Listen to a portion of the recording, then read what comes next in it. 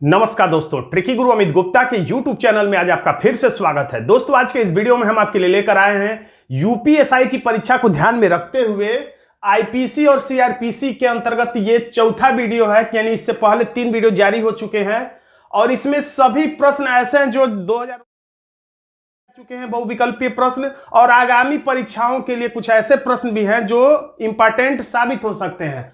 और इन सभी प्रश्नों को हम देखेंगे बिल्कुल मजेदार ट्रिकी अप्रोच के साथ। यानी ऐसे तरीके से आपको प्रश्न को रटना चाहिए जिससे कि आपको जब परीक्षा में वो प्रश्न रिपीट करे तो आप अपने पढ़ने का कुछ लाभ ले सके। ऐसा ना हो कि आप ये सोचे कि मैंने पढ़ा तो है लेकिन सही उत्तर क्या होगा मुझे पता ही नहीं चल पा रहा है, तो उस पढ़ने का कोई लाभ नहीं। पढ़िए इस तरह से कि आप जब परीक्षा में वो प्रश्न आए तो सही विकल्प को टिक कर ले जाएं और उस पढ़ने को आप अंकों में रूपांतरित कर पाए। तो आइए ये सभी हम देखते हैं। इनमें सभी मोस्ट वांटेड प्रश्न है। इसमें पहला प्रश्न है पैतृकता का निर्धारण। पैतृकता का निर्धारण किसके द्वारा संभव है? तो पैतृकता का निर्धारण डीएनए जांच द्वारा संभव है। आप लोगों ने फिल्म में और टेलीविजन पर सुना होगा डीएनए जांच। डीएनए जांच जो कि शरीर के किसी अंग के द्वारा, बाल के द्वारा, पसीने के द्वारा किया जाता है। इसमें हमारा आंसर हो गया बी। अगला प्रश्न, मुख्य न्यायिक मजिस्ट्रेट। मुख्य न्यायिक मजिस्ट्रेट कारावास के दंड की सजा दे सकता है। यानी कि कुल मिला के आपको याद रखना है मुख्य। मुख्य शब्द याद रखिए। कोई मुख्य न्यायिक मजिस्ट्रेट, कोई प्रथम न्यायिक मजिस्ट्रेट, तो आपको मुख्य रटना है। तो मुख्य कितनी सजा दे सकता है? तो 7 वर्ष से अधिक नहीं, यानी कि अधिक से अधिक वो 7 वर्ष की सजा दे सकता है। 7 का कोड हमने बताया था। 7 का मतलब सेवन। 7 का मतलब किस चीज का सेवन रोज करना चाहिए? तो अंडे का। संडे हो या मंडे रोज खाओ अंडे। तो 7 मुख्य जो न्यायिक मजिस्ट्रेट है, जो मुख्य है, वो रोज सेवन करता है किस चीज का? अंडे का। सेवन किस चीज का कौन करता है सेवन? तो मुख्य न्यायिक मजिस्ट्रेट। यानी रटिएगा कि मुख्य वाला जब प्रश्न आएगा तो मुख्य जो न्यायिक मजिस्ट्रेट होता है, मुख्य वाला, वो सेवन करता है। यानी कि 7 वर्ष से अधिक की सजा नहीं दे सकता, यानी 7 वर्ष तक की सजा दे सकता है। हमारा आंसर हो जाता है ये। अगला प्रश्न है, पुलिस अभिरक्षा में होते हुए अभियुक्त उदाहरण दे रहा है, ने एक मजिस्ट्रेट के समक्ष संस्वीकृति यानी कन्फेशन किया। साक्ष्य अधिनियम 1872 के किस धारा के अनुसार यह संस्कृति उसके विरुद्ध साबित की जा सकती है? तो किस धारा के अंतर्गत की जा सकती है? तो इसमें हमारा आंसर हो जाएगा विकल्प ए, यानी कि धारा 26 के अंतर्गत। यानी कि धारा 26 का कोड मैंने क्या बताया था? 6, ऐसे लिखते हैं 26।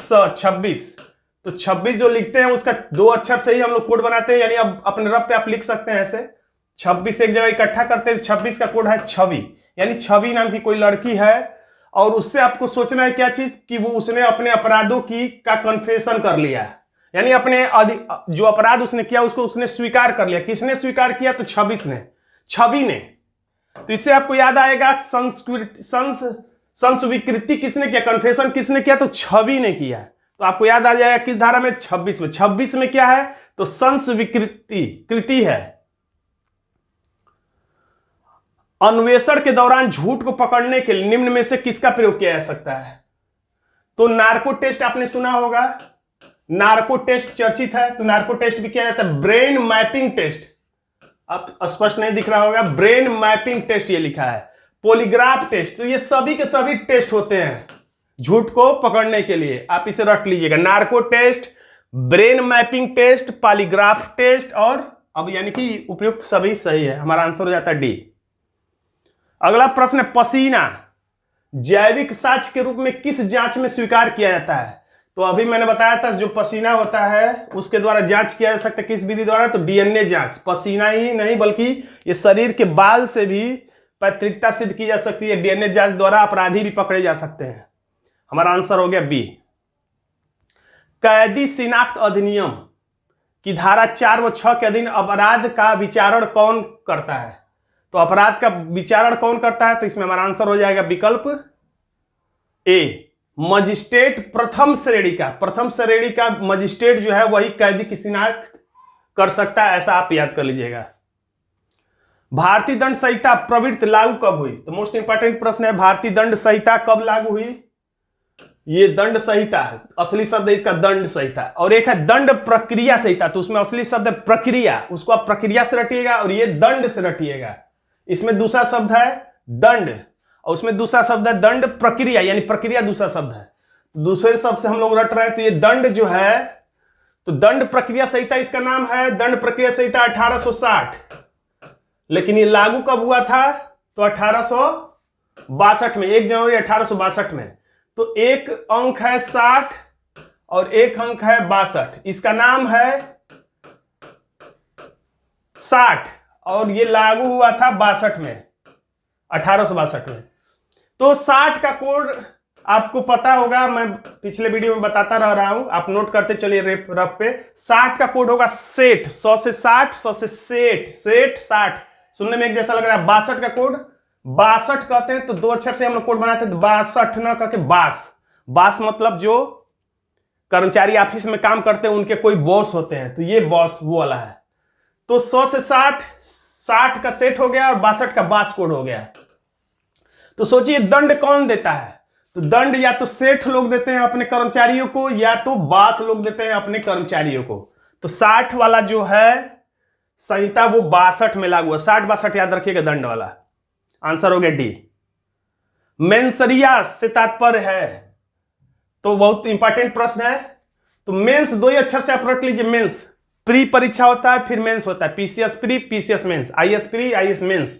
तो मेंस में अगर सोचिए एग्जामिनर जानबूझ के कठिन प्रश्न पूछे जानबूझकर, तो उसे कहते हैं उसने दुराशय से ऐसा किया। यानी दुराशय मतलब बुरे आशय से, दुराशय यानी कि बुरे आशय, यानी बुरे आशय से अगर मेंस में, तो आप रट रहेंगे इस तरह से दुराशय, बुरे आशय से क्या किया गया था? तो मेंस में, मेंस परीक्षा में कठिन प्रश्न पूछा गया था। तुम्हारा आंसर हो जाता है डी। इनमें से कौन से अपराध के मूलभूत तत्व हैं? तो अपराध के जो मूलभूत तत्व गिराए गए, इसमें इंसान द्वारा किए गए, यानी इंसान होना चाहिए, वो जानवर ना किया रहे, क्योंकि जानवरों पर कोई केस नहीं होगा। आपराधिक इरादा, तो कोई ना कोई इरादा होना चाहिए, गलत इरादा, कोई अवैध कार्य या चूक, कोई अवैध कार्य होना चाहिए, या कोई आपकी लापरवाही से कोई चूक होना चाहिए, या किसी अन्य व्यक्ति के शरीर, मन, प्रतिष्ठा या संपत्ति पर चोट पहुंचना चाहिए। ये सब इसमें आ जाते हैं, यानी हमारा आंसर हो जाता है PQRS, सभी। हमारा आंसर हो गया ए। भारतीय दंड संहिता में स्त्री शब्द का द्योतक है, यानी भारतीय दंड संहिता में जगह जगह जो स्त्री शब्द बोला जा रहा है, तो इसका मतलब ये नहीं कि स्त्री का मतलब कोई बड़ी महिला के बारे में बात की जा रही है। स्त्री का मतलब हो जाता है जन्मजात बालिका से लेकर किसी भी आयु की महिला, यानी कि जन्मजात महिला से लेकर एकदम किसी भी बूढ़ी बुजुर्ग महिला तक को स्त्री शब्द से बताया गया। यानी स्त्री जहां जहां कहा जाए तो उसका मतलब सब आ जाएंगे, यानी स्त्री का मतलब मेन यहां पर है फीमेल के रूप में। हमारा आंसर हो जाता है डी। दोस्तों ये आईपीसी और सीआरपीसी का चौथा वीडियो है, ऐसे ही 7 वीडियो आएंगे, और इन सभी वीडियो का, 7 सीरीज के वीडियो का अगर आपको पीडीएफ चाहिए, और इसके साथ साथ मैंने एक हैंड रिटेन नोट्स बनाया है ट्रिकी अप्रोच के साथ, अगर वो आपको चाहिए तो डिस्क्रिप्शन में लिंक है, जाकर आप वहां से उन सभी पीडीएफ को परचेज कर सकते हैं, या तो आप इसका स्क्रीनशॉट कर लेकर भी इससे काम चला सकते हैं। तो अगला प्रश्न, भारतीय दंड संहिता 1860 की धारा 1 संबंधित है। तो देखिए किसी भी संहिता की धारा 1, धारा 1 में क्या रहेगा? परिचय रहेगा उस धारा के बारे में। तो इसमें क्या है? तो संहिता का नाम है और उसके प्रवर्तन के विस्तार के बारे में बताया गया है। तो धारा 1 में ज्यादातर में यही होता है। तो इस तरह से मोटा मोटी आप याद रखिएगा, आंसर हो गया बी। भारतीय दंड संहिता का समुद्र क्षेत्र अधिकार कितना है? तो मैंने अपने ट्रिकी नोट्स में भी इसका ट्रिक यही लिखा है, 12 मील। 12 जहां लिखा रहेगा 12, मैं पिछले वीडियो में बता रहा हूं, ज्यादातर हम लोग 2 ही अक्षर से कोड बनाते हैं। 12 निकला, 12 का मतलब हम लोग बाल समझेंगे, बाल, किसी के बाल, ये जो बाल है। तो समुद्र क्षेत्र अधिकार, तो सोचिएगा समुद्र में क्या, कोई नदी में बच्चों के बाल बहा देते हैं लोग, बाल काट के टकला करके उसके बाल को माना रहता है, इसलिए वो नदी में बहा देते हैं। लेकिन आप सोचिए किसी के बाल को समुद्र में बहाया जा रहा है, माना हुआ बाल है, किसी का पूजा वाला बाल है या छोटे बच्चे का बाल है, तो समुद्र में क्या किया जा रहा है? बहाया जा रहा है। तो आपको याद आएगा समुद्र में क्या चीज किया गया था? तो बार। इसे याद आएगा समुद्री कितना विस्तार है क्षेत्राधिकार? तो 12 मील, समुद्र में बाल। अब जब परीक्षा में ये प्रश्न आएगा तो आप कभी भी गलत नहीं करेंगे। 1860, देखिए ये प्रश्न यूपीएसआई की परीक्षा में, पिछली परीक्षा में आ चुका है। 1860 में लॉर्ड मैकाले द्वारा प्रारूपित संहिता का संशोधित संस्करण, इसमें से किन देशों की दंड संहिता उसी प्रारूप पर आधारित है? तो सिंगापुर में भी है, ऐसा ही ब्रुनेई में भी है, श्रीलंका भी है, यानी कि ए, बी और सी तीनों ही हमारा आंसर सही है। हमारा आंसर हो जाएगा सी। तो दोस्तों आज का छोटा सा ट्रिकी वीडियो आपको कैसा लगा कमेंट बॉक्स में जरूर लिखिएगा। वीडियो अच्छा लगा तो वीडियो को लाइक कर दीजिएगा, इसे अपने दोस्तों में शेयर कर दीजिएगा, और अभी तक आपने हमारे चैनल को सब्सक्राइब नहीं किया तो सब्सक्राइब जरूर कर लीजिएगा, क्योंकि इनमें से एक प्रश्न आपकी आगामी परीक्षा में जरूर फंसेंगे। धन्यवाद दोस्तों।